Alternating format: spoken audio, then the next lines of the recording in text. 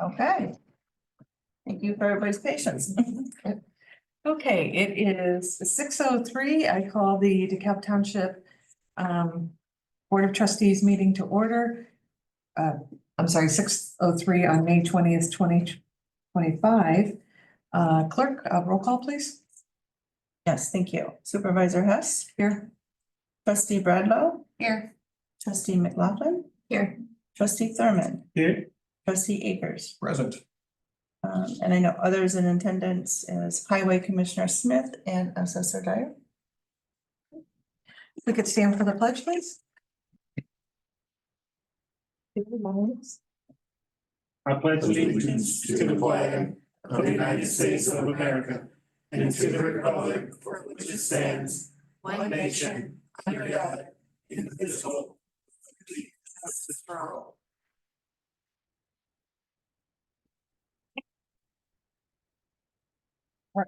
Next, can I get a motion to approve the agenda?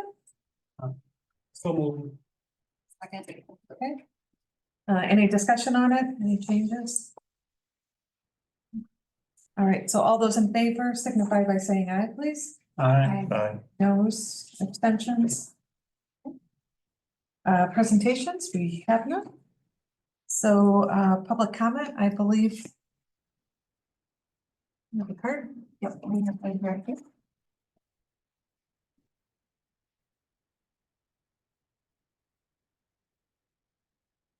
All right, Sid, if you wanna comment?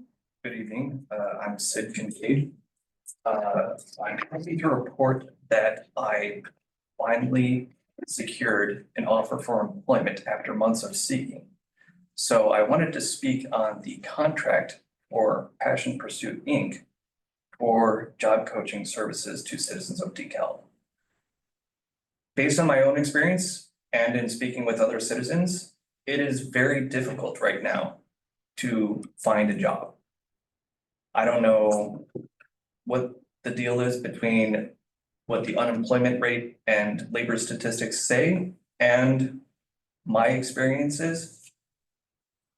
But I'm just here to report that this is the case. Not only am I advocating that you need to continue the contract, but I would invite you to seek an expanding services for job coaching for citizens of DeKalb. Thank you. And Danita will be here later, giving a report on what services have been for the past year. Thank you for sharing that. Okay. Next, we're going to go into a hearing for our budgets and appropriation ordinances. So can I get a motion to open the hearing, please? Motion. I'll second. Okay. Roll call vote, please. Yes. Trustee Akers, Present. trustee Thurman, Aye. trustee McLaughlin, We have to say who's here for It's roll call. the hearing, so it's just a roll call vote. okay. Trustee Bradlow. Here. And do I have to include you in that? Okay. Supervisor Hess. Here. Okay, so the hearing is open at 6:07. And I will begin with the presentation of DeKalb Township budget and appropriation ordinance. So this was sent to our trustees in advance to review. Our fiscal year started April 1st, but under township law, we can pass the budget and appropriation ordinance in the first quarter of the new fiscal year. So we have 5 funds in the under DeKalb Township side. There's the administration or the general town fund, the cemetery capital fund, building capital fund, the Peace Park restricted fund, and the general assistance fund. So the budget goes over, starts with the estimated revenues, where that captures our property tax, replacement tax that we get from the state of Illinois. Some other ones, cemetery income, comes from people buying cemetery plots. And then this year, you'll see there's two columns. You'll see we have the 2024 last year's budget and then this year's budget. A new revenue item is the road district salary and benefits reimbursement. That's because the highway commissioner's salary, 25% of that will be reimbursed for and 50% of the benefits. So a little bit of a difference from last year's budget. And then it's broken down into the different categories. So administration expenses, each line item is laid out there.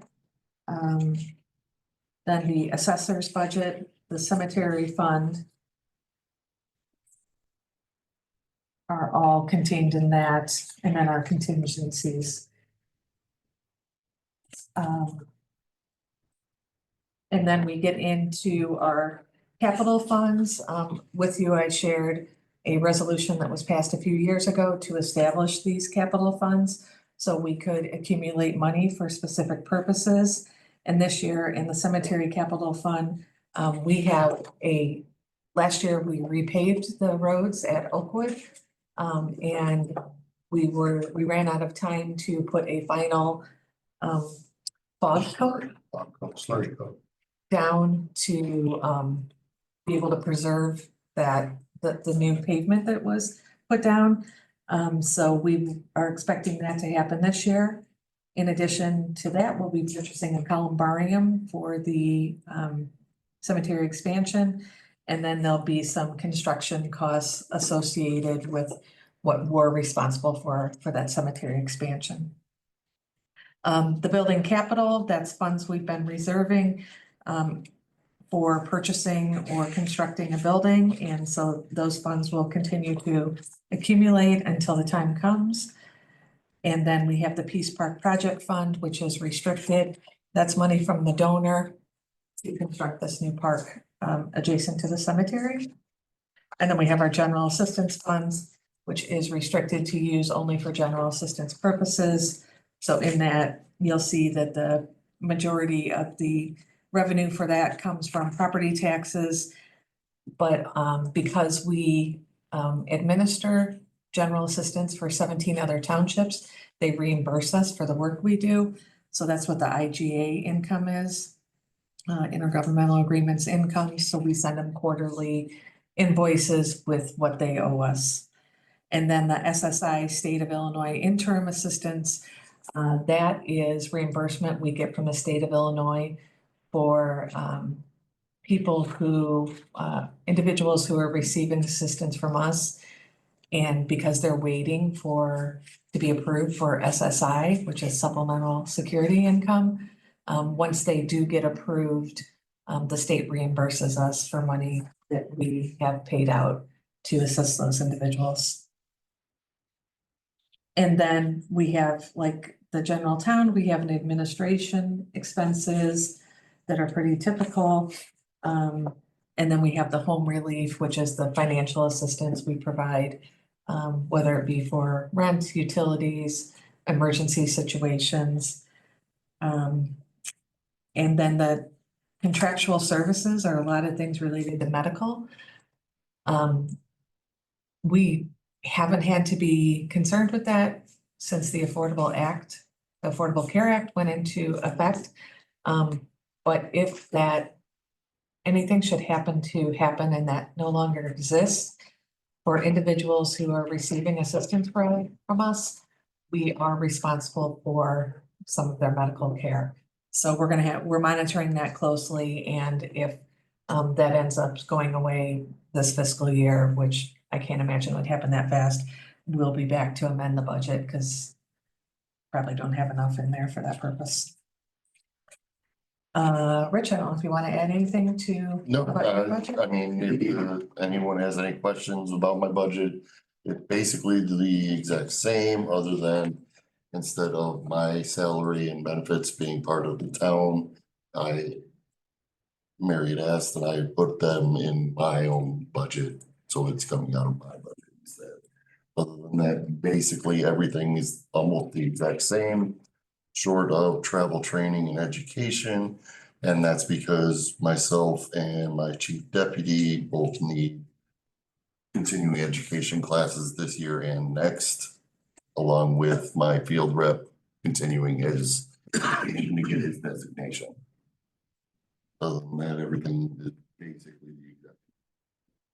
So you have a separate budget this year and you didn't last year, is what you? No, I always have a separate budget, but this Okay. year I took my salary, Okay, historic and some of the building expenses.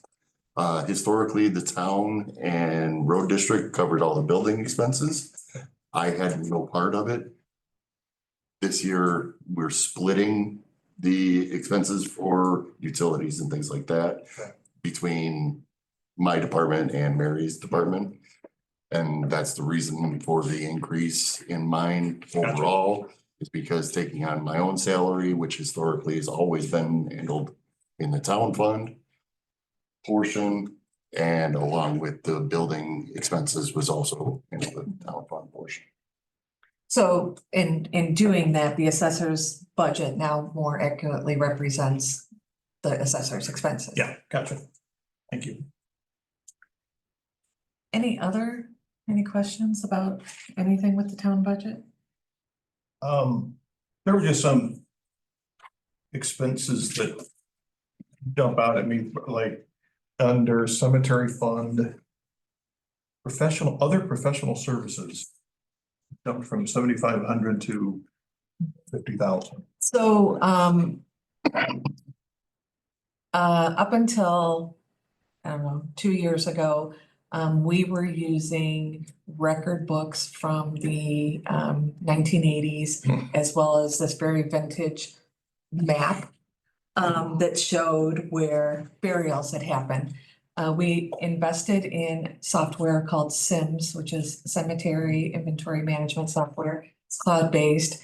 And for the last 2 years, Joan has been walking the cemetery and doing data entry so that people our new maps are an accurate representation of where people are buried. Because the cemeteries date back to the mid-1800s, we know that over time, because the cemeteries were previously owned by this, it's called Union Cemetery Association or something. And when we acquired them, it's my understanding that we didn't even acquire all the records. And so these were like made. So we traditionally, we have a very modern system that when someone wants to buy a burial plot, we go over with the probe and probe to see if that space is actually available. So now that we have all the data entry, or Joan has completed all the data entry, the next step to really help us know what's available and not is ground penetrating radar. So we received a quote for that and hoping to do it this year, and it comes out to about $35,000. And it's the folks who gave us that quote work with SIMS, so they'll be able to integrate it in. So that was one of the reasons why that increased significantly. And then yeah, that's the primary reason. And then if there's with the like when we get the columbarium, they come in with the crane and bring it in. And so there's going to be installation services associated with that. And so that landed under other professional services. Okay. Did you have more? Well, in home relief, Mhm. the commodities, had no payroll expense last year, but we have 10,000 there. Yes, payroll expenses, I added that into both of them. I'm learning every year with the budget, and that is something that is in our QuickBooks account. But I hadn't actually been budgeting for it Oh, I in see. here, and Okay. so I just, So it's there now. yeah. Okay, thank you. Anyone else have questions on budget? Any questions from the public regarding? Oh, wait, I'm sorry. Now it's the road district's turn. You don't want to vote on yours first? We need No, to vote that's on this down. one, don't we? Oh, yeah, so, I do my budget a little, or the road district budget a little different than town. I don't show last year's. You're more than welcome. I think they're archived on the website. Traditionally, the general road fund, or as, you'll hear it called also as the road and bridge fund and listed in here, is exactly what it means, the general fund. That money, was just primarily levied property taxes, can be, used for pretty much anything, whether it be the building, the structure here, or anything that, deemed fit by the highway commissioner. With just as anyone's looked through it can see, permanent road fund has to only, that money can only be used for the road purposes. And roads that were deemed permanent roads, which we last updated the permanent road list that's still relevant today in, I think, 2018. And that money, so you can use it for employment, you can use it for my wages and my staff's wages. And other than that, we cannot purchase equipment. You cannot use it on the building to pay for anything to do with the building. You can buy the fuel for the equipment, but you can't buy the equipment. And both the general road fund and the permanent road fund are levied, funds that collect property tax dollars along with the building and equipment fund. The building and equipment fund is a levied fund that you can purchase equipment for, and you can purchase a building. You cannot maintain a building or maintain equipment with it. So they're very restricted funds. And then the other two, the special bridge fund, in my 12 years here, has never been levied. It was a fund that from what I understand, was not levied into when they changed these back in the 90s. It holds approximately $350,000.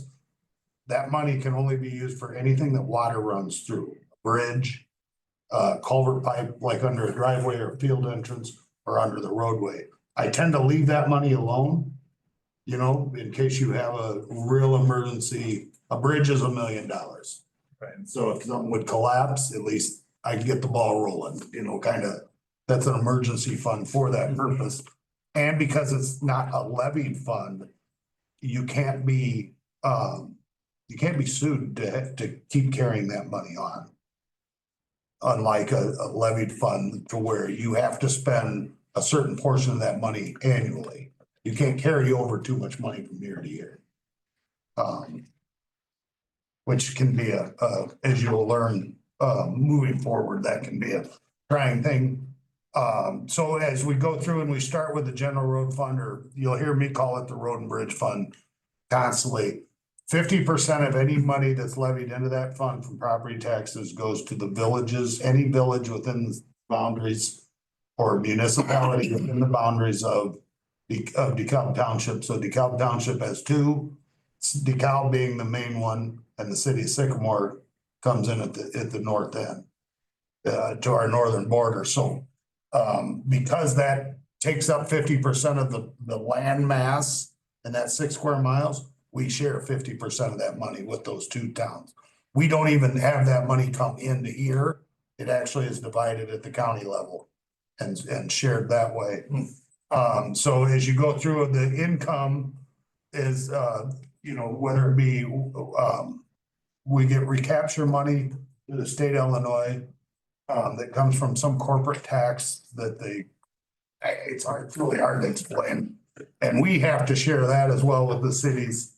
And then you'll see other things. So, and just so you're aware, with the township vehicle, not the road district's vehicles, but the township one vehicle, just for, I think, simplicity, I think we've been doing this now a while and it really works out.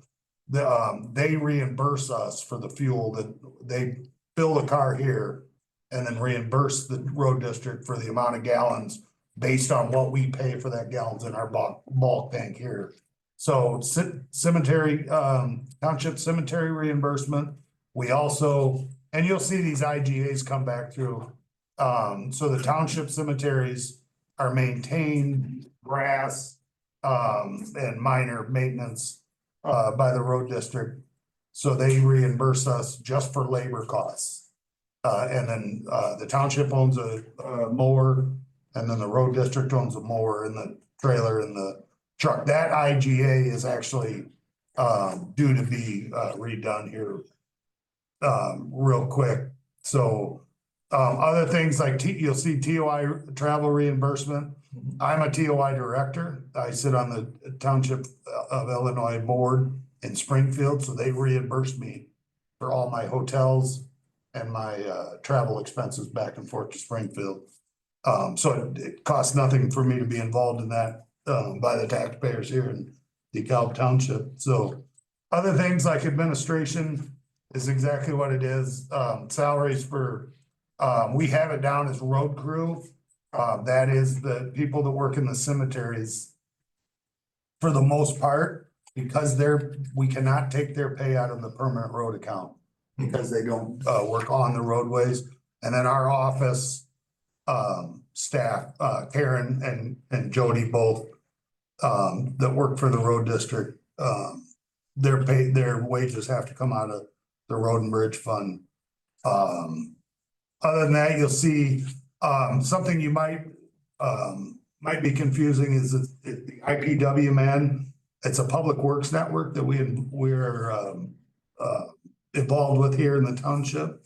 So if you have a major catastrophe here in the township borders outside of the city limits of DeKalb, like a subdivision, you could have a tornado or something of that nature. You make one call, they show up, they have multiple municipalities from all over the state show up. And we start doing the debris. It's kind of a hands-off deal. It's statewide. We've been involved with it since 2014. We were instrumental in helping with Fairdale when the tornado hit Fairdale in the northwest part of the county. So that's what you'll kind of see there. Moving on, you will see like building maintenance. The road district owns this structure and the land around it. So that's kind of where that money's for. Equipment maintenance is just that. We own a lot of pieces of equipment. My plan is in the next few board meetings to get you that complete inventory of equipment, of what the road district owns. You know, that way, it gives you a better idea of why that expense is that much.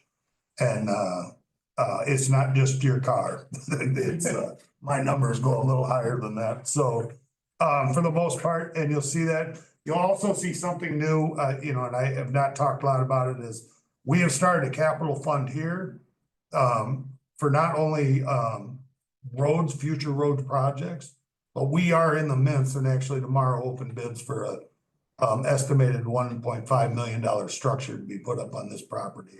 So welcome to the township, by the way. But yeah, and I'll have more to talk about with that. So yeah, that's kind of, and then moving on to permanent road. There is salaries. You'll see a new line. If you go is my salary, 25% of my salary. And then other things of that nature, road striping, road salt, signs. We have to pay the EPA every year just to be here. Don't get me started on that one. Whether it be engineering appraisals for different things, is pretty self-explanatory, I think. And then you get into building and equipment and you'll see, like scrap metal sales, for instance, every resident that lives in the township, if their culvert, the pipe under their driveway fails, we replace it at no cost to the public. It's just a service we provide. They put the original one in, it's kind of an IDOT standard that we maintain that. It is in the township right away. So I've always felt that, you did the first one, it's kind of a giving back to the taxpayer type thing. So, and we average somewhere between 20 to 50 culverts a year. And we do all that, work in-house. The capital, outlay again there in the building and equipment fund will get moved to the capital fund, for the building project. We will be, and under authority of the highway commissioner, borrowing money against this structure to put up the new structure. So, that's the building and equipment. Like I say, the special bridge, fund, you can kind of see laid out how it is. You won't see, I think last year I wrote 2 checks out of that fund for less than $500. Kind of spend the interest, but I kind of leave the principal alone for that emergency. And then, like I say again, with the capital fund, you can kind of see where it shows the transfers, and where they're coming from.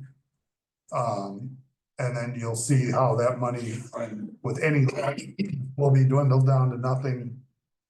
Rolled over into a long-term road. Under state statute, we can borrow upwards of up to 20 years.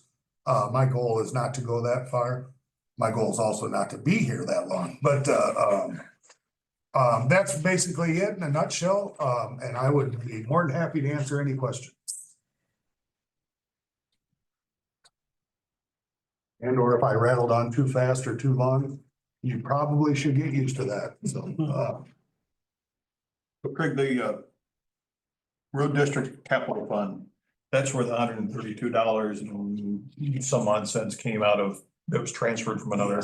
And, okay, so that's right now, total funds available, about half of what you're thinking. That's what I'm hoping for, yes. Okay, I got you. You know, and we'll, when we talk, when it's a highway commissioners report later and in other paperwork, you know, we had to do 2 different things. So the site work that went out for bid already and was granted to a local contractor here in town, is gonna start, and then the building goes out separately, just a steel structure.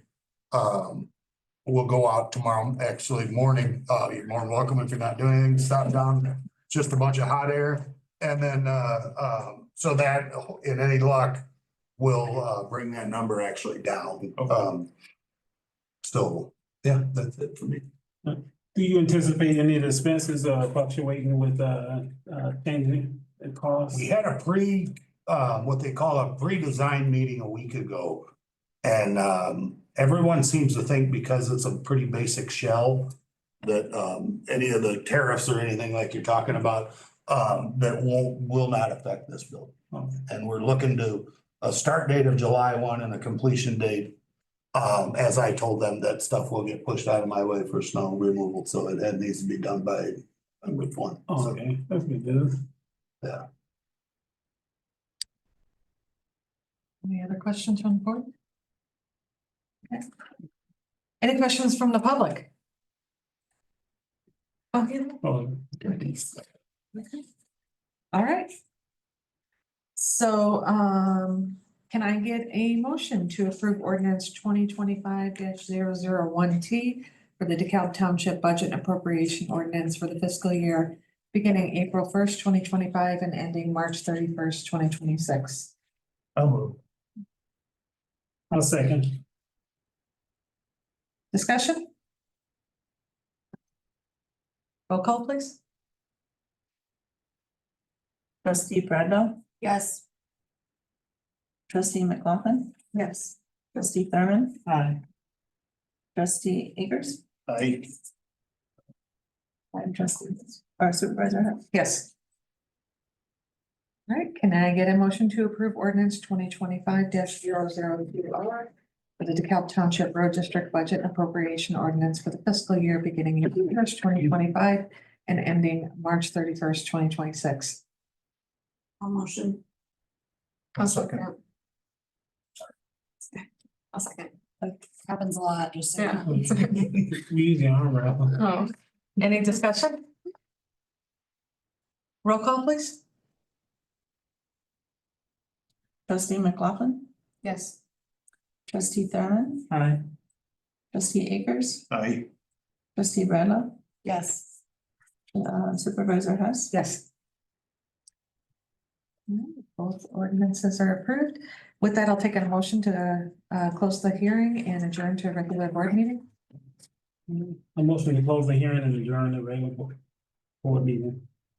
Second, I'll second. all those in favor signify by saying aye. Aye. Anyone opposed, abstentions? All right, the hearing is adjourned at 6:33.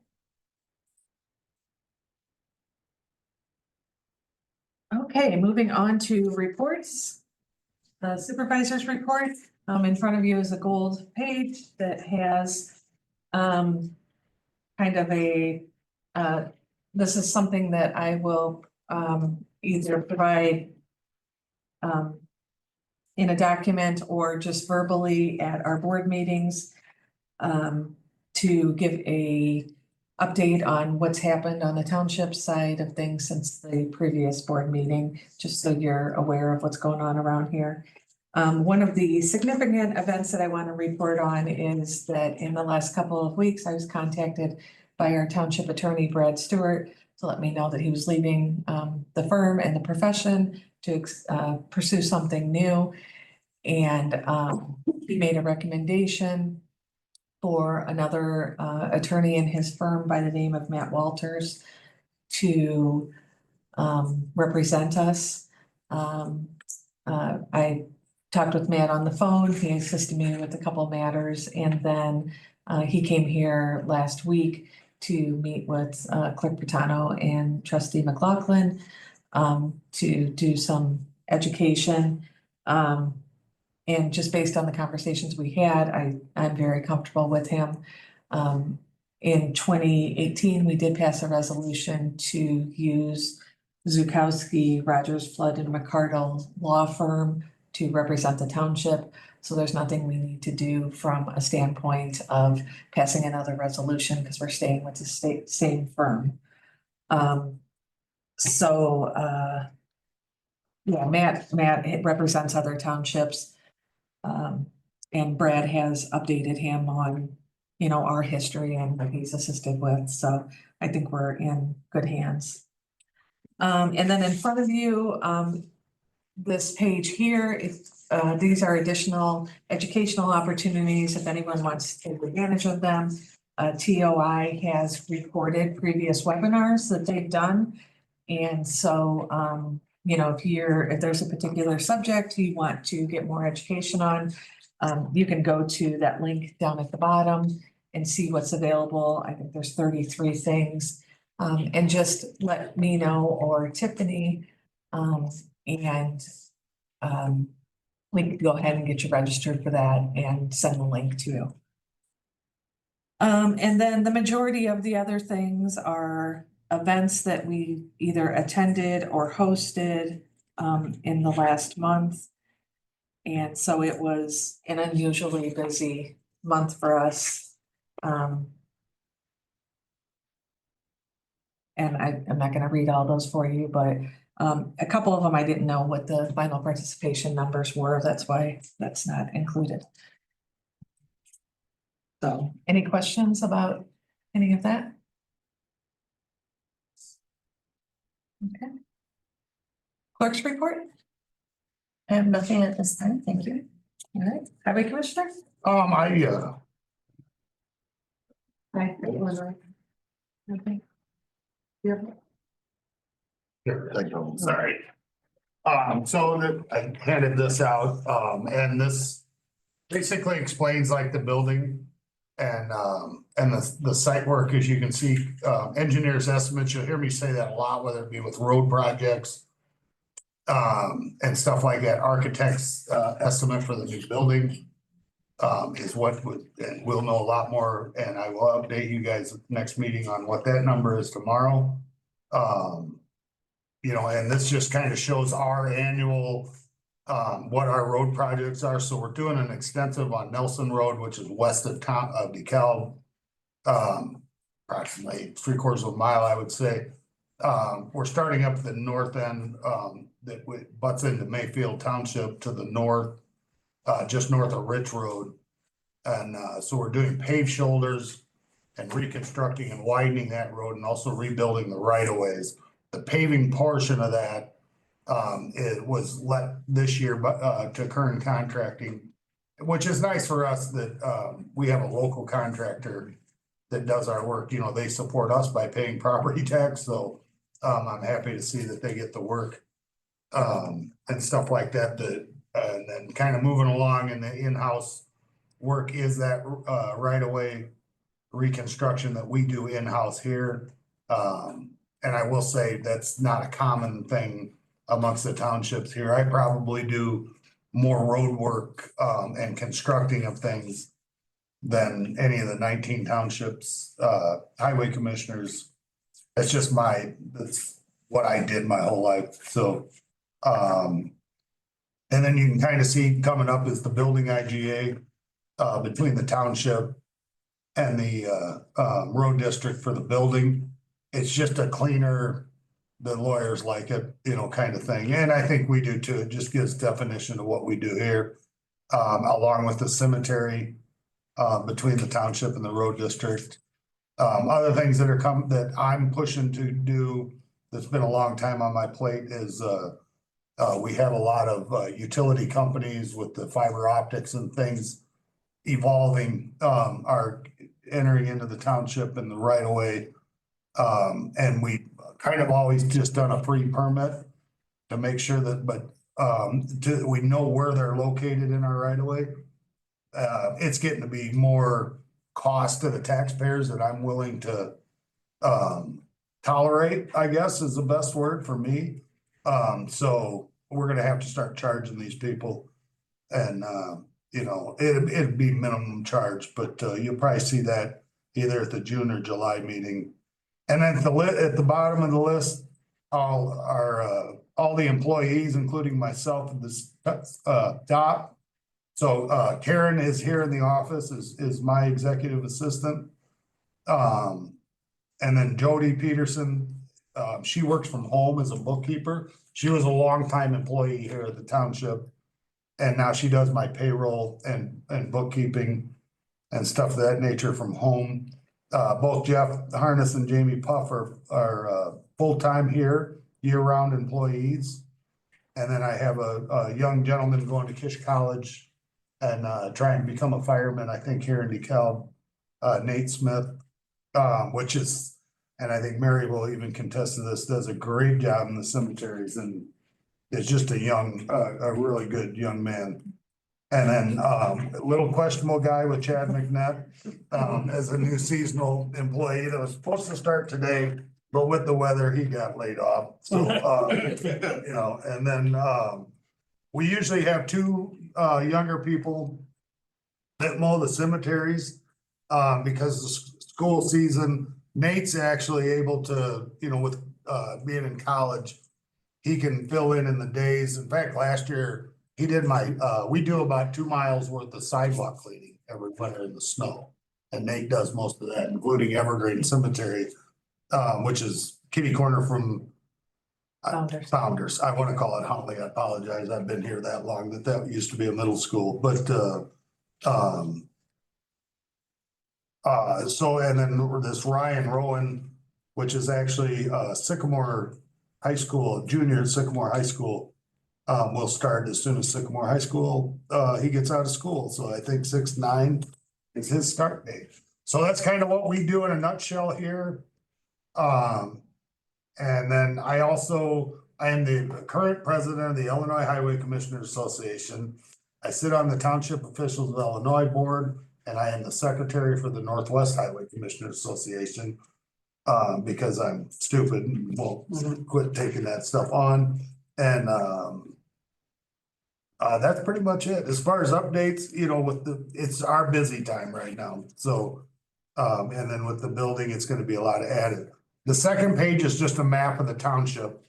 And this is kind of, I would have thought the county would have updated these by now. It is pretty current.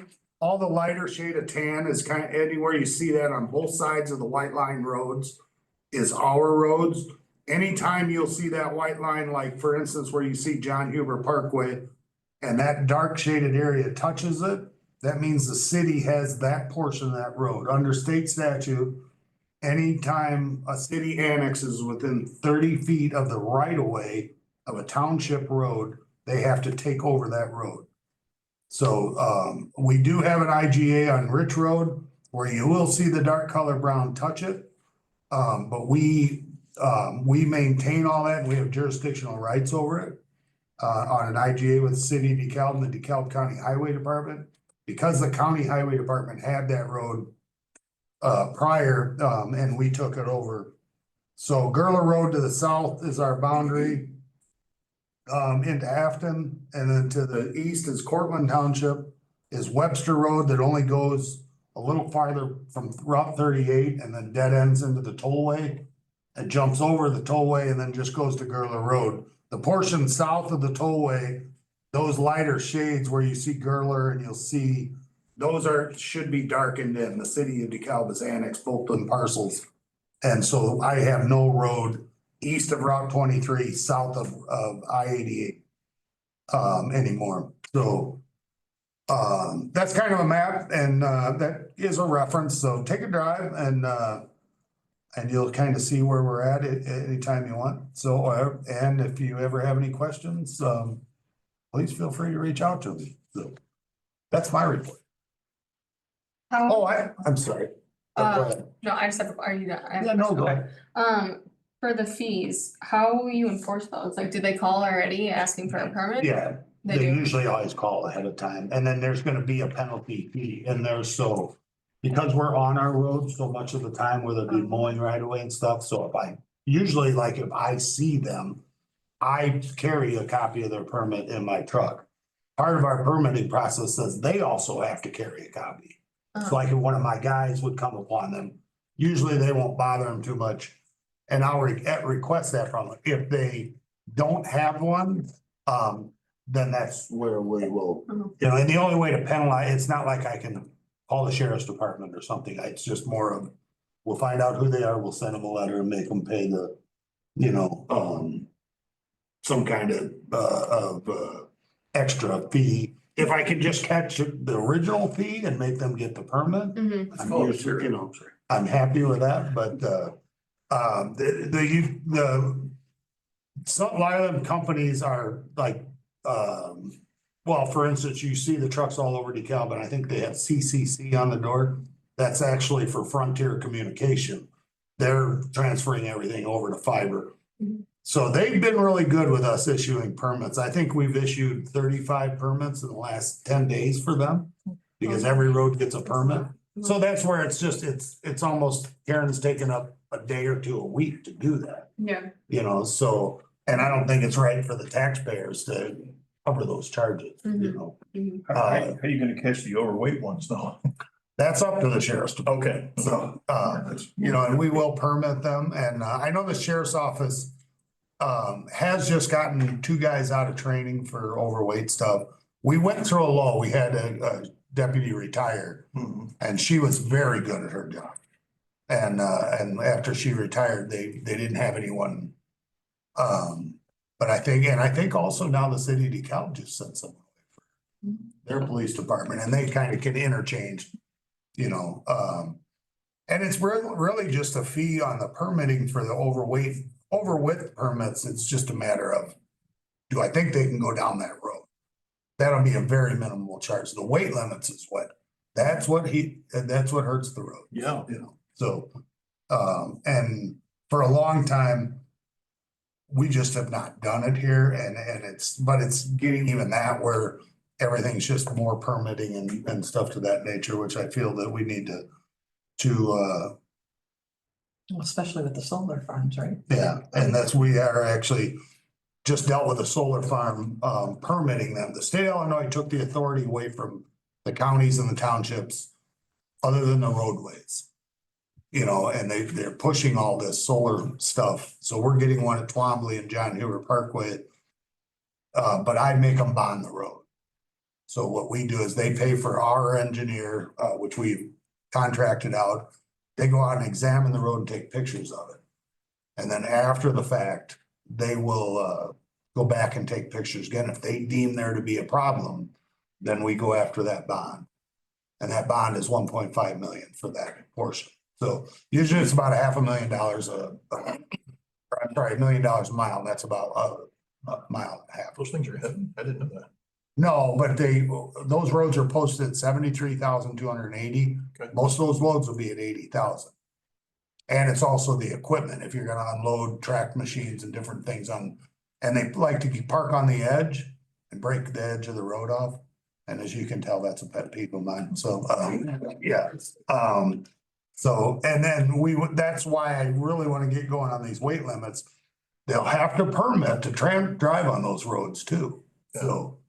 And John Huber and Bethany, City of DeKalb allows no heavy weight on Annie Glidden Road through the university. So we permit a lot on John Huber Parkway and Bethany Road. And then the county has Annie Glidden Road from there north. So that's another reason. That it's not so much, that road's in very good shape. It's more the time it takes to issue the permit. And the processing of that is what we're really looking for. So it's just to get our money back for that kind of stuff, so. And other than that, like now, I mean, we're doing a lot of mowing with and things of that nature, I've been out measuring and laying in people's ditches, looking in their culverts to see if they're gonna collapse or not on their driveway, to know whether to replace them, and meeting with people and working around farmers as they're finishing up, so. And I was out at 4 tonight, that tree went down on First Street and took down the wires. That's our tree to remove, so we have that to do on Thursday.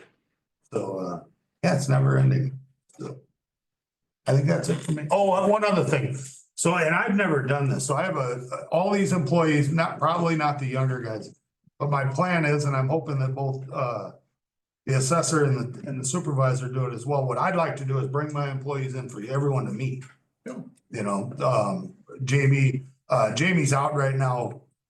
He had a surgery, so, not related to work, but Karen, Jeff and Jamie, I'd like for all of you to meet, so I'd like to do that in the upcoming couple months, so I will have them at a board meeting. That's it now, I'm sorry. Okay, any other questions for? Assessor's report? Unfortunately, I have to excuse myself.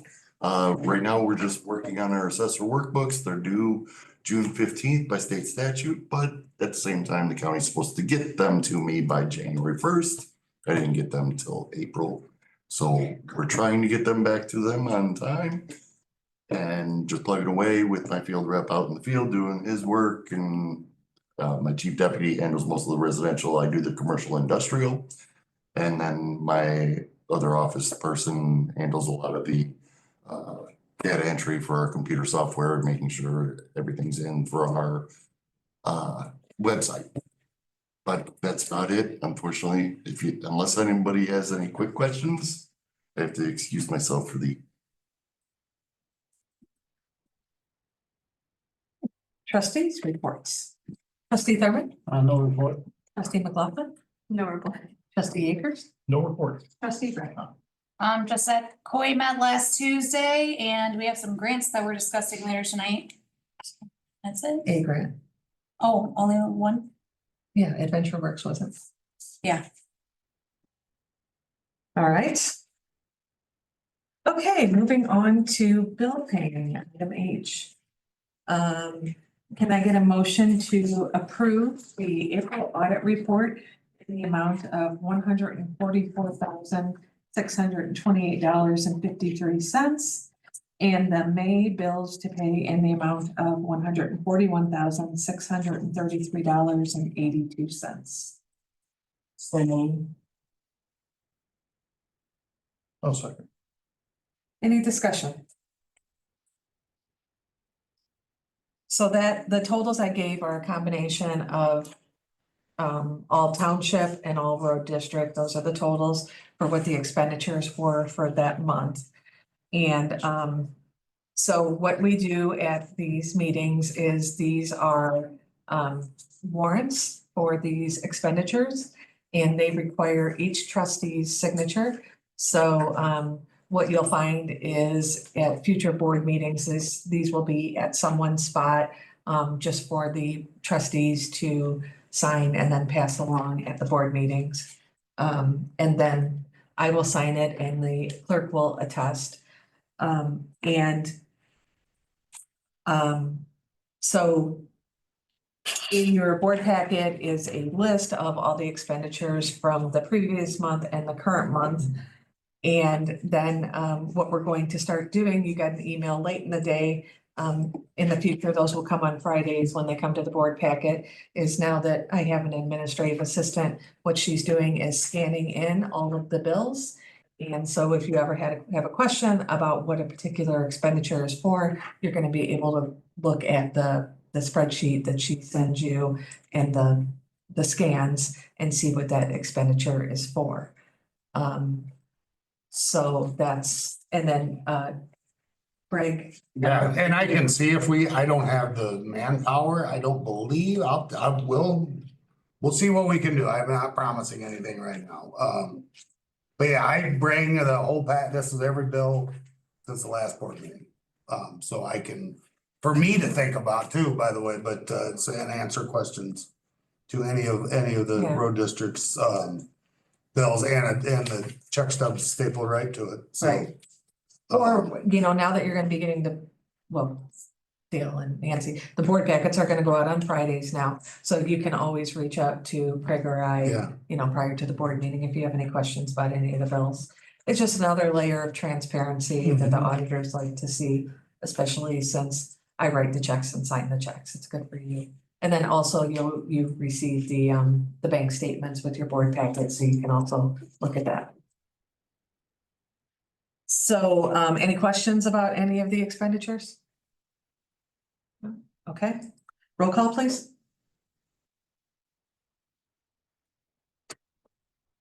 Trustee Thurman, Aye. trustee Akers, Aye. trustee McLaughlin, Aye. trustee Bradlow, Yes. supervisor Hess, Yes. motion passed. Okay, can I get a motion to receive, file, and approve the treasurer's April budget reports? So, a second.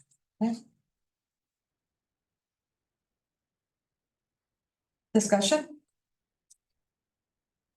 So that's just the reports on the last month's expenditures and how they fit into the budget. And so every month you're gonna receive that with the prior month's expenses. You're not gonna see a cumulative, we're not gonna report on every month. What was spent, it's just gonna be the most recent. And then it shows how much has been spent out of that particular line item. And the goal is to never exceed what's in that line item. And if we. But it is a goal. Yes, yes. There are times where it may go over, but if we see that, we're reaching that, amount in that line item, we may come back and do budget amendments from time to time. We are allowed to, transfer up to 10% from one line item to another. But if we need more than that, then we have to do this whole budget process again of posting a budget for 30 days, having a hearing and having it approved.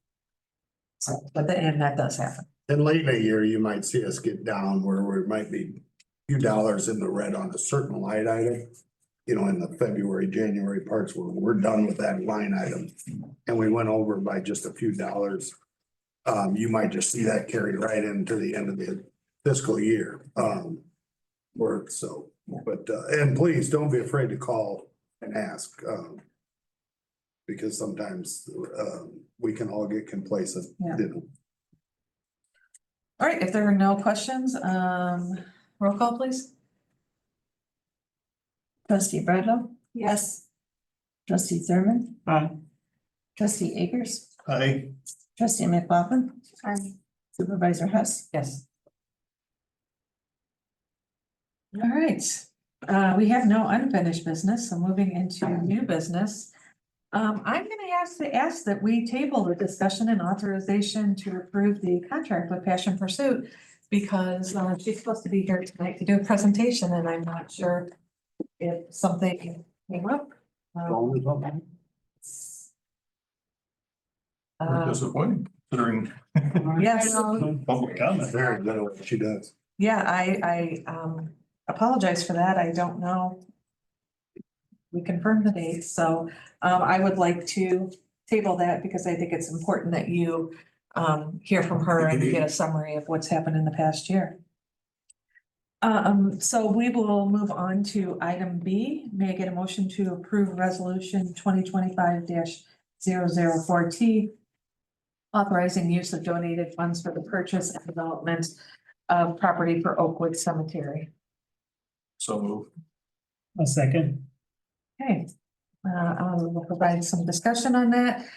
So this resolution, will allow us to purchase the parcel of land, adjacent to the cemetery that's being sold to us by First Congregation Church. And we have a closing for 10 a.m. tomorrow. And in the resolution, it says $10,000 plus all reasonable costs. So, the land itself is 10,000, and then obviously there's closing expenses. So I received the final settlement statement today, and that's $13,097. So,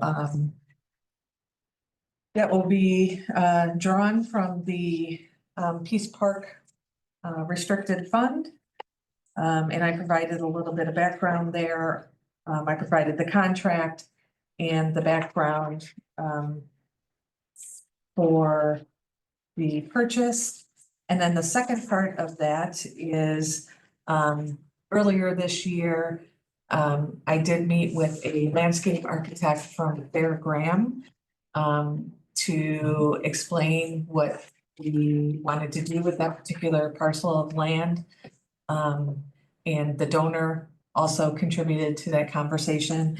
And so he drew up a rendering of, taking into consideration how much money we had to spend. He drew up a rendering of what we could, afford. And, there will be some minor tweaks to that, but for the most part, that, we are all in agreement. There'll be 2 phases to the project. The first phase is the development of the park. And then the second phase is, developing the backwoods into a walking path and what will be a scattering garden for cremain ashes. So there's a proposal from the, engineering firm for the next steps, which are to do the, tree location survey they're gonna do, and then draw the final plans with the blueprints and everything. And then eventually that will, go out to bid, and, they're anticipating it'll take about 6 weeks to get through this stage of drawing everything up and doing the tree survey and that. So in the meantime, we're hoping to be able to do some work out there there's currently a garden on that parcel of land and a shed, get all that cleaned out. The highway, department's gonna help us with that.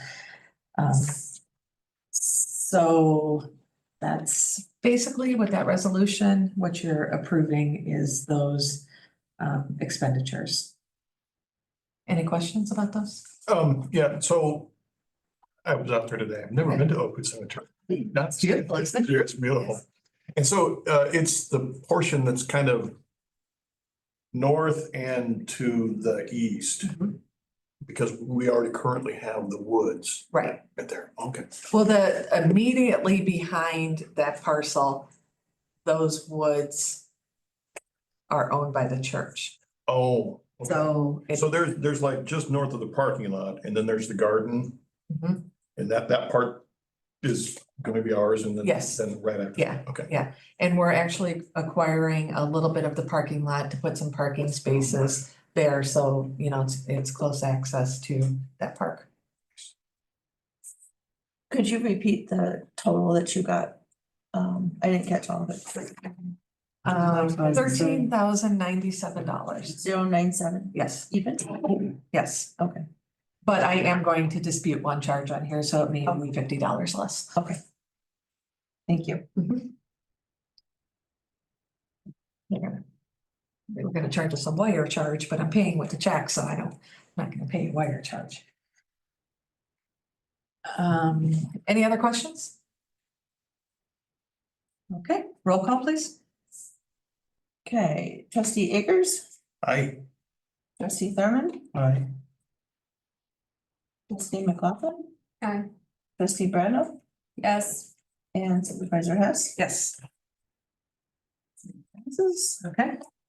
So I will be closing on that at 10 tomorrow. Okay, and that was just the approval of the resolution, correct? Yes. Okay. All right, next we have approval of ordinance 2025-002T to approve aggregation program with Dynegy. Dynegy service, Dynegy, okay. For a 36-month contract. So with us tonight, we have Mike Mudge, and he has, I don't know how long he's been working with the township to help with these contracts. But I did provide, well, can I get a motion for approval of that ordinance? So move. Second. Now discussion. So what Mike's with Rock River Energy Services and has been assisting the township with this for several years. I did provide the last bid we received, and I also provided some background. So as you can see that back in 2013, there was a referendum in this community to ask the residents if they wanted to have a township aggregation program. And the 98 voted yes, 26 voted no. And so this really applies to residents not within city boundaries, those on the outside. Okay, Danita has arrived now. And so, and when the referendum passed, it was passed as an opt-out program. So every resident that is in these areas, if they don't send the card back saying they don't want to participate, they automatically participate. There is legislation right now that's been proposed to change that, so it's an opt-in program. But that is still in Rules Committee, so I don't know if it's gonna go anywhere this year. But what we do is Mike gets bids from different energy providers just before we're ready to sign on. And then comes and presents them, and we can do this in 1, 2, or 3-year increments. But what we find is the pricing is better if we go ahead with the 3-year contract with the energy provider. So with that, I'll hand it over to you. I'm done. No, good job. I want to talk about what's going on in the energy market. If I chew up a little bit of your time and always get questions. First of all, I think this is the first time I'm presenting in front of you, Mary. Yes. Because I've just pretty much sent things here and she's always handled it. But we got a couple new board members, so I like to get out to the communities. So you've already got the sheets electronically, I think. You. Then they're our lowest supplier, and the current ComEd rate, as it came out on the sheets, the sheets that went to the Illinois Commerce Commission and it's on the website, it's now 9.57 cents. Up from 6.575 cents. What happened? Well, if you look out this way, you see a lot of new buildings and facilities. That's happening all over the country. The data centers, EV cars are using up a lot of our capacity, our reserve capacity. And the big cost of it is building new generation plants. And that was it for ComEd.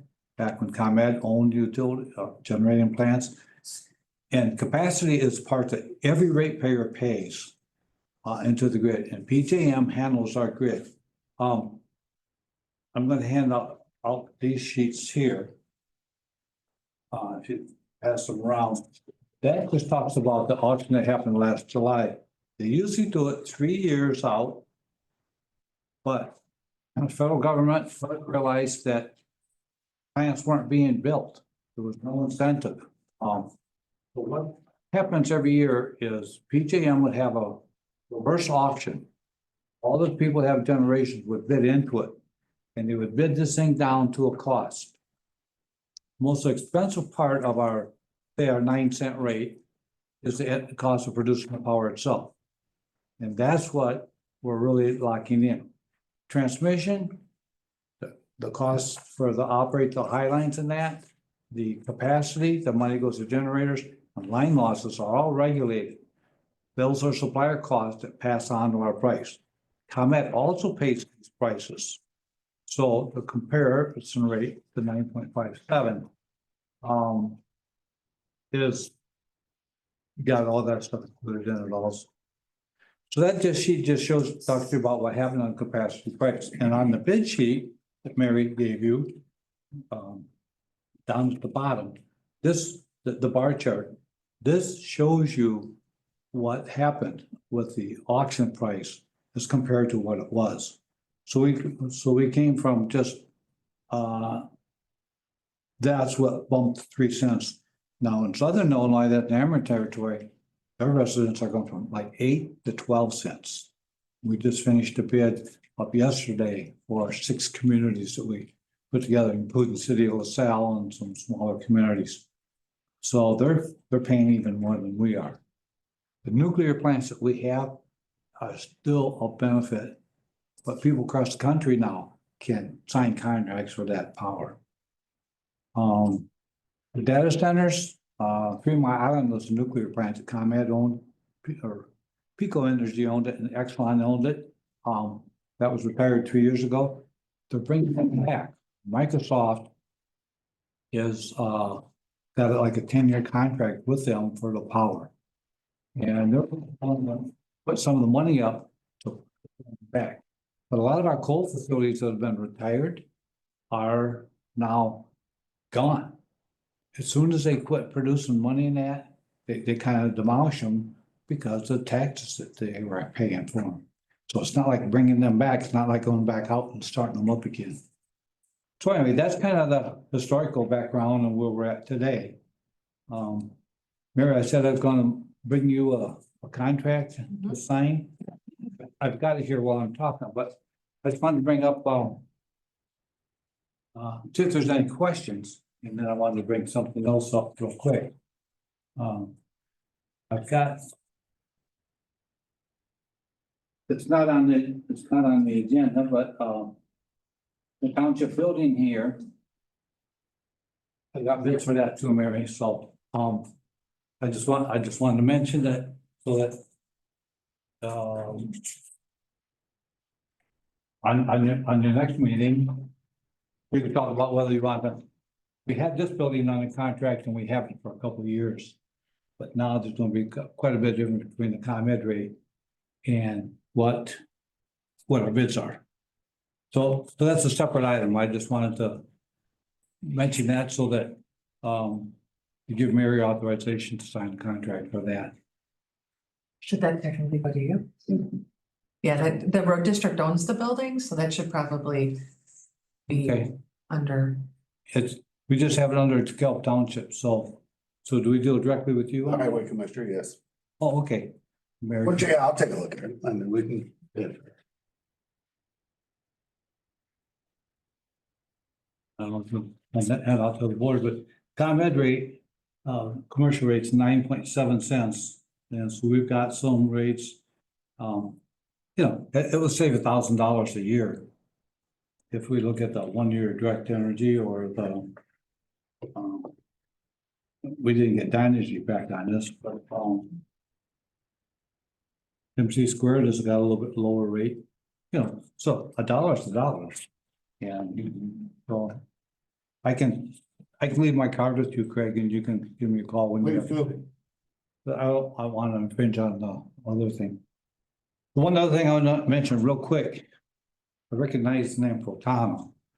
I worked at ComEd down the road here for 13 years. I started out there as a meter reader when I was 17. And but then I lived on South 4th Street where Safe Passage is. I owned that building and apartments, and I sold that to Safe Passage when after we moved to Oregon. But also, I used to live out at Trade Winds. And I just cruised the neighborhood on my way over here, Donnybrook or Donnybrook, Virginia or Pioneer? Virginia. And I stopped and seen an old neighbor that was still there. And I saw the roads that were done nice, the culverts done nice, their driveways, you know, part of that. So the township's really done a nice job out Thank here. you. So Who's the neighbor? Can I ask? it was Jim and Carol. It was like the third house in on the Right hand side? And she told me she's gonna be selling, they've been there 40-some years. Yeah, they built that house. They built that house. Yeah, I probably about the first one. But anyway, I was the second one in for a while. So I had a great nostalgia trip. When I got across here and I go, I don't recognize anything out there on Gurley Road anymore. But thanks for letting me do the reminisce, and that was a fun part of tonight. Yeah. Just to update the board, so in your board packet were the rates we had on 5/13. Updated rates were sent today, so for the Dynegy, 1 year rates are 9.14, down from 9.38. 2-year contract is 9.30, and then 3-year, 9.32. So that's what we're proposing, that we sign a 36-month contract with Dynegy. And then they go ahead and send out all the letters to the residents who will be enrolled in this program with what the rates are and the opportunity to opt out of it if they choose not to participate in it. But again, this is for residents who are not in the city of DeKalb limits. And then they also can help commercial businesses with reduced energy rates if they choose to participate. So any questions about this? I see Dynegy's the only one that has 100% renewable option. Yep. And we do have some people who choose to participate in the renewable over the traditional. There's cities and communities like around Chicagoland area that wanted to be 100% green. And out here, our customers are mostly interested in lowest price. But we do ask our suppliers if they're willing to supply that. If people want that, they can call it in and say, I want to be part of that. And that secures it. On your traditional ComEd rate, about 20% is green and the rest is a mix.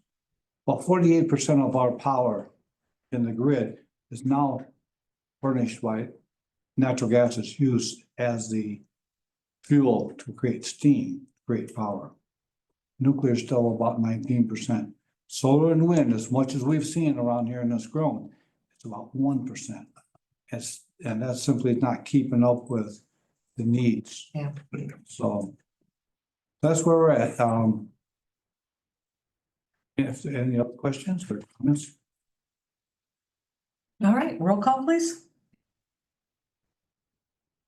Trustee Thorne, Aye. trustee McLaughlin, Aye. trustee Akers, I, trustee Bredlow, Yes. and supervisor Hess. Yes. Motion passes. Thank you for being here, Mike. I'll wait around and the market's moving, so if I can take that back tonight and send it in. Okay, That Um, would be good. we have quite a few things. I could email it to you after the meeting. Okay. I don't know if you want to stick around. That would be great. If you want just the last 3 pages is all I need. Okay, So okay. we can marry it together. But again, I appreciate the time and I enjoyed coming over, but I'm anxious to do that. Yeah, all right. Well, thank you. And City Hall, what happened to the, It moved. I see that, look at that. So you can see, I'm kind of like, good, kill, I'm either going out down like 88 or I'm going Peace Road out, Yeah, how they go back. yeah. Yep, some changes. What is it? Yeah, Thank you very All much. right, for your thank time. you. Thank you. Thank you. Thank you. all right. Danita came in, so I'm taking that off the table now.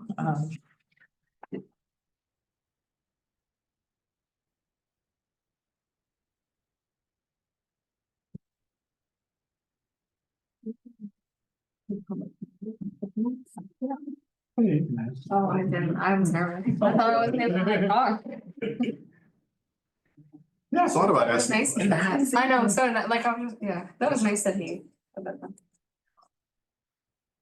All right, so we are going to go back to item A. Can I get a motion for the discussion and authorization for the supervisor to approve contract with Passion Pursuit for continued employment services? I'll move. A second. Okay, discussion. So with us tonight is Danita Sims, who we call our job coach, our employment coach. She has been, we've contracted with her, this will be the third coming here. So, yeah.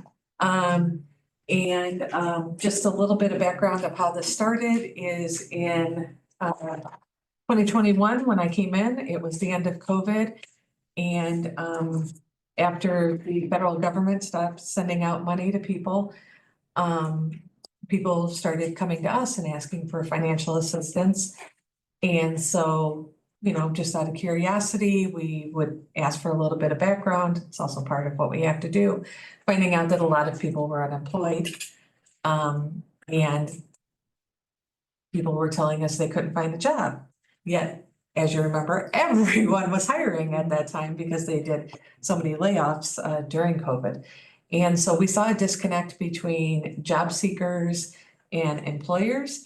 And Danita has a long history in the employment field, lots of really valuable experiences to bring to the table.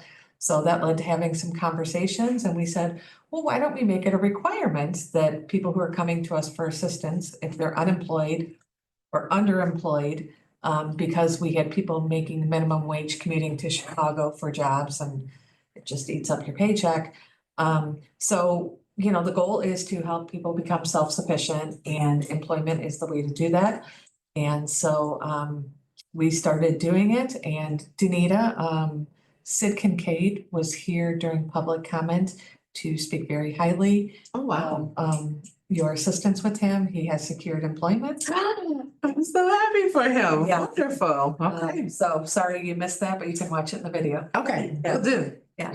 So I asked Danita to come tonight to give a bit of a recap of what she does and what we have seen in the past year for the individuals she's assisted. So it's been very, I feel like it's been mutually beneficial, working together with DeKalb Township. I have, as Mary mentioned, a history working under the WIOA program. If you all have ever heard of Workforce Innovation Opportunity Act, or WIA, when I started, as a case manager, in business development, right here in DeKalb County. So a lot of the experience I have in workforce started in DeKalb County back in 2009. And Passion Pursuit is a result of kind of that work, just doing it more independently, which is exactly kind of the work that we're doing now with the township, just coming to be a conduit for organizations that might need support in employment services, but don't necessarily have the staff slated to do that full time. So that was really our heart with Passion Pursuit, launching in 2019. So the partnership, I believe, works really well. At this point, I have a separate phone that's just designated for DeKalb Township residents or clients that come in to the office and are asking for assistance. And any type of comment like there aren't any jobs, or I can't find work. It's usually things like that is where I feel like I fit in best. And so very first thing, I'm asking about their work history, criminal background, things that might be potential barriers to transportation, childcare, things like that. And because of my kind of support throughout the community, I'm able, just like a lot of the staff here, to give resource information. If there's information about C4 or C4, oh Lord, 4Cs or transportation. Some people are not originally from here, so they don't realize we have a whole bus system that works quite well with some of the companies. So different things like that I'm able to provide. Most of the time it's resume help. A lot of people feel like they know what they're doing and saying on their resume. But once it gets to the employers, it's not a good connection. So my goal is really to walk that person through what's possible, talk them through the jobs that they'd like to pursue, and kind of coach them on how to go for those particular jobs, especially if they're looking for higher pay, if they're willing to travel, or if they're not, if they can only work in DeKalb, talking through what different companies have to offer. A lot of the comments that I've gotten from folks have been, well, I thought there were only temp jobs in DeKalb, which is obviously not true. But people just don't know. And so if they've just moved here or if they've only worked 1 or 2 jobs, they may not really understand the workforce climate here. So a lot of the conversations that I have with clients revolve around that. So in the past year, I wanted to make sure I had my numbers. Just in the past program year, up till about April 15th, I have 68 clients total served. A few of them, it's been a few times, so we've maybe caught up and done like interview prep or mock interview questions just to walk them through how to speak to employers. 11% reported that they are employed. We'll have to adjust that with Sid. I'm glad to hear that. And even with Sid's situation, and some clients that kind of fit under this umbrella, they're discouraged. If they've been looking for 3 months or more, they really start to feel like there's no hope in DeKalb. I might have to move. I might have to live in my car, things like that. And so even having someone just to talk about the job stuff has been, it seems like it's been really beneficial to the client. So sometimes, you know, our conversations are just about that. I try not to book too many appointments like that, because really you just need a boost and get out there and apply. You know, just apply, go visit. We talk about thank you cards. We talk about following up. We talk about, you know, attitude in the interview, because if you're discouraged, you probably have a bad attitude talking to employers. And I try to remind them, listen, go in there with your best foot forward, because, you know, this is your impression, right? And sometimes that just does the trick. People go in, they do a great job, they get hired. I don't even hear from them sometimes anymore. But that's the goal, is that we're not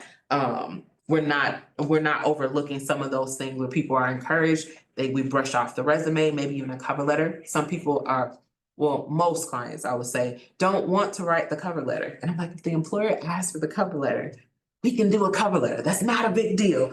So that's something sometimes I'll walk through with clients. And some of it is, you know, I've never needed a resume because maybe they're transitioning industries and I've never had to really do a resume. How do I do it? And it's just simply walking them through, let's get a resume together so you can at least have the story to tell the employer, so they can understand what you know how to do. Right, and not using an Indeed resume. Not using the 6 to 7 page Indeed resume. Yes, I get a lot of those as well. And because, you know, it's a feature on the site, and so people are comfortable, oh yeah, just, you know, generate a resume for me. And they don't ever print it out to see how long it is. And it's really not personable either. So I try to get them a version in Microsoft Word that they can use and reuse as much as they like. Makes it more personable, makes it easier for an employer to make a decision for it to at least meet the job applicant.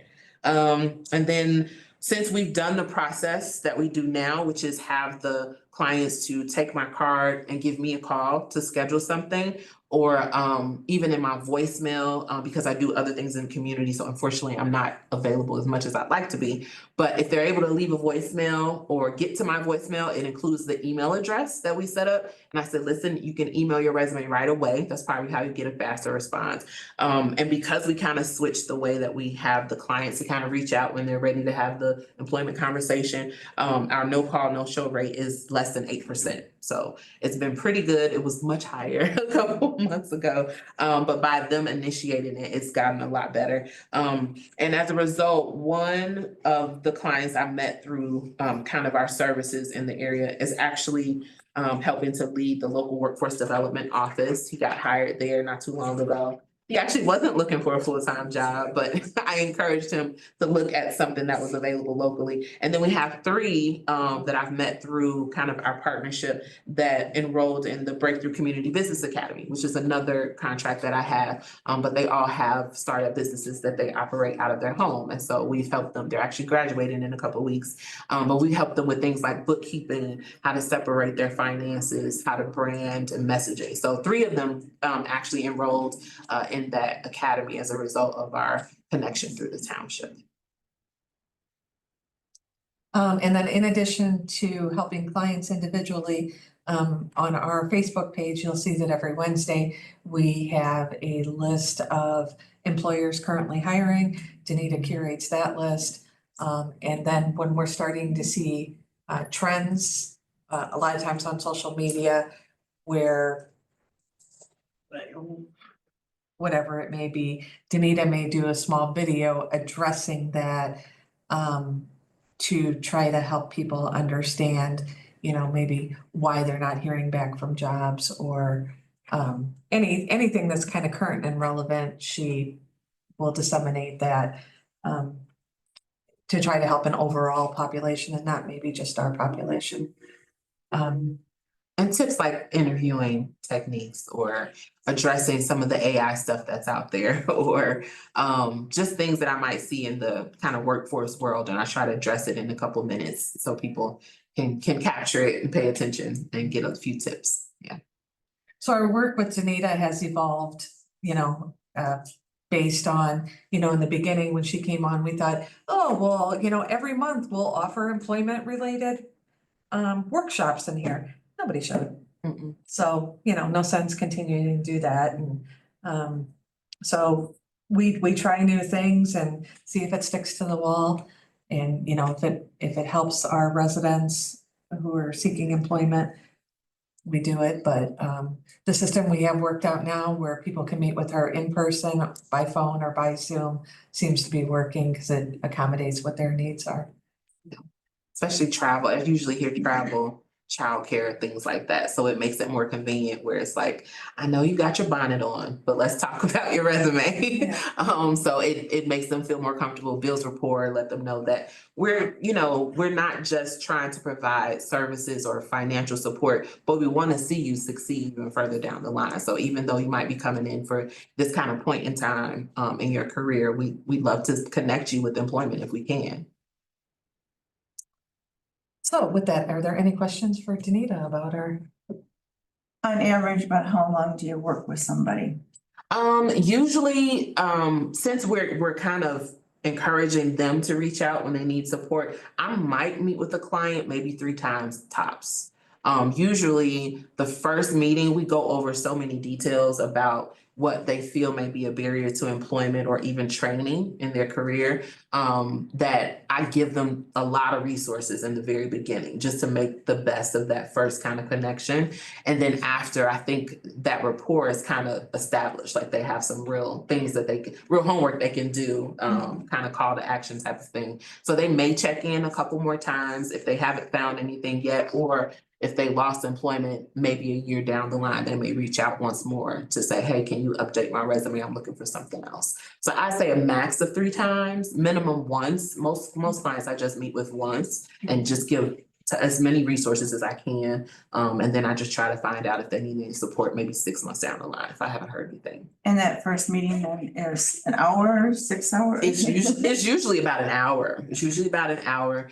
We've had some situations where it's been just a little bit longer, but that's usually in person and that's usually extenuating circumstances that might require an additional job coach or an additional service outside of what we would offer at DeKalb Township. Dale, your question? What do you, going forward, what type of new procedures or techniques you think you're gonna employ and is there anything that we can do to help you at the township? Sure. I'm not sure. I think what we're doing is working pretty well because it feels like the clients who are serious about employment are the ones who are reaching out and they have really good questions. And we're able to kind of tackle them together. So I think because we switched it to that way versus trying to force people to come in, everybody to come in, has helped. Because that means that the people I am able to, take the time to get to, we actually get some resources done, some resources shared. And I'm with my experience with resume writing, I used to be contracted through a company called Talent Inc. Out of New York. And so consider myself an executive resume writer. So it really depends on where the person is in their career. I can get them at least 1 to 2 versions of their resume to match what they're looking for. So between the resources, just staying abreast of what's available in DeKalb. If we have any changes to organizations, that would be helpful to make sure we keep kind of in the loop of the staff so our clients know. But other than that, I feel like it's going really well because the people who I'm connected with are serious about finding something. And these services are not limited to just people who apply for financial assistance. Any DeKalb Township resident can reach out to Tanita and access these services for free. Yes, and so even when I have other events or things like that with different organizations that I work with, I make sure that people who are DeKalb Township residents recognize that, like, okay, we can discuss this further because DeKalb Township we have a partnership with DeKalb Township and you can get these services. Yeah. So are the statistics that you gave us just people from the township or all like collectively? Just township, the specific numbers, yeah. When she issues her reports at the end of the month for reimbursement, she identifies DeKalb Township resident. Do you have a card possibly? I do. They're out on the. They're out there. I figured they were, but. Yeah. I definitely do, yes. Yeah. Yeah. Any other questions? Okay. Roll call, please. Trustee Bradlow, Yes. trustee Thurman, Aye. trustee Akers, Aye. trustee McLaughlin. Yes.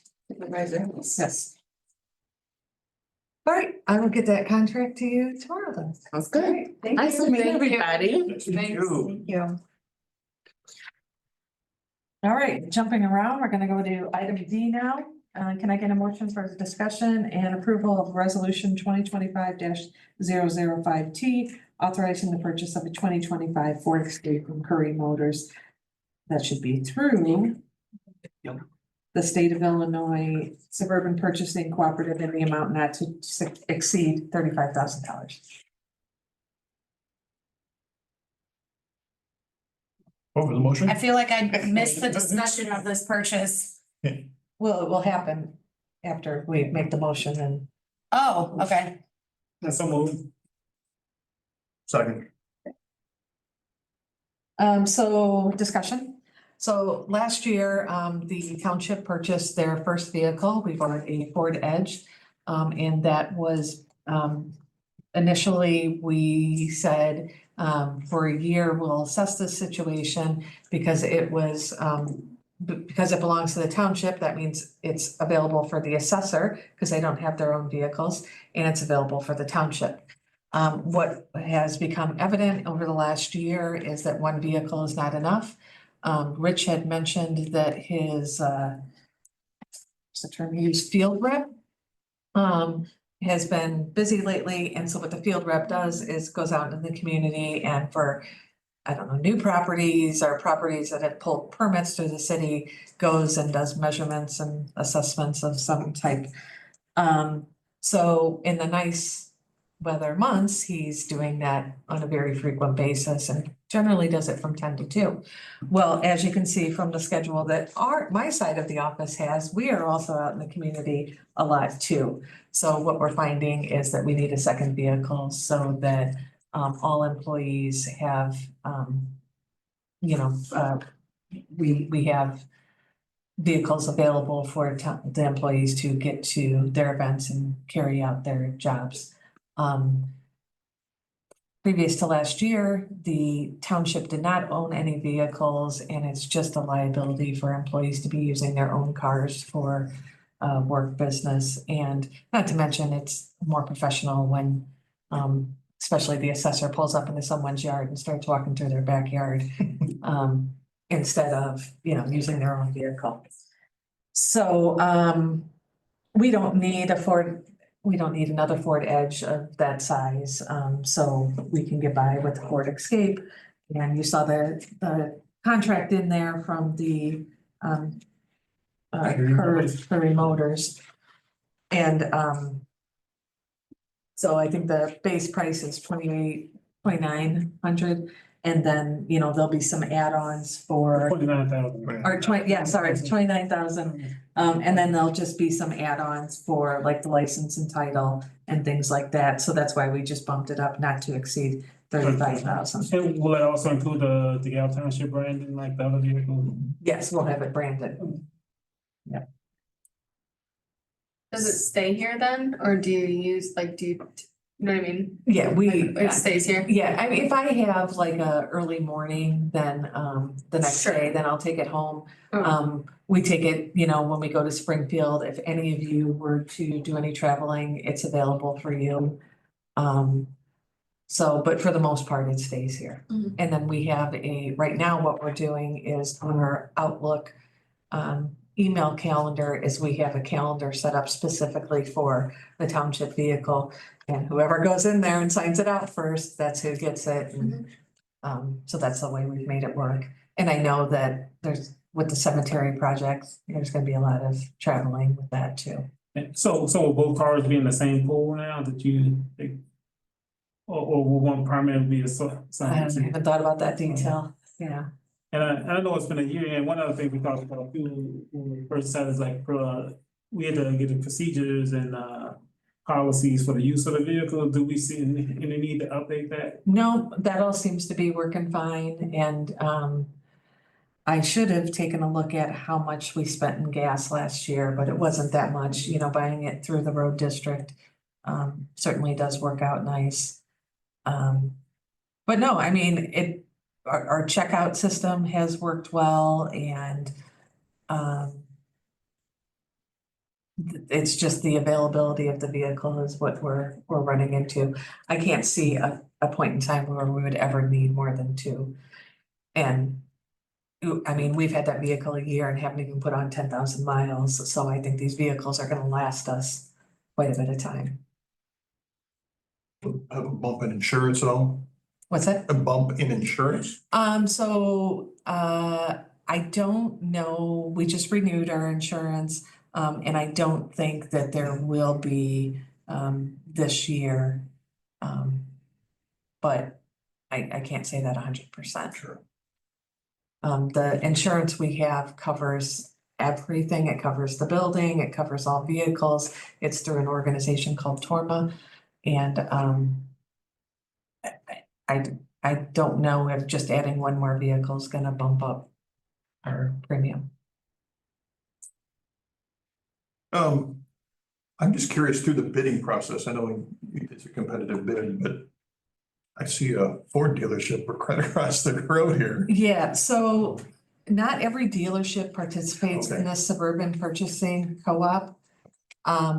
The last vehicle we bought down in southern Illinois. It wasn't the Suburban, obviously, it was Illinois something.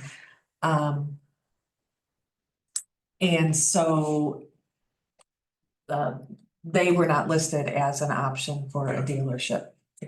I mean, they could probably get it for the same price, but it's not like they're making money on it, you know, or if they are, I imagine it's very minimum because they can't mark it up. This is what the state says.